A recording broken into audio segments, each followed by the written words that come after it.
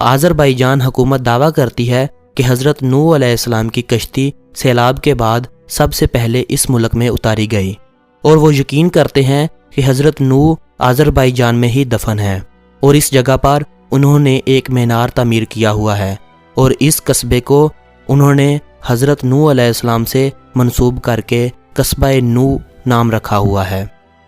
आपके इल्म में इजाफे के लिए बताता चलूँ कि नूह अलैहिस्सलाम की कश्ती तुर्की में दरियाफ्त हुई है। आज़रबाईजान में चाय के साथ मीठी चीज़ खाने का एक आम रवाज कायम है, जैसे चाय के साथ आइसक्रीम। ये लोग पेन केक के बड़े शौकीन हैं। वैसे भी ये आज़रबाईजान की कौमी डिश है।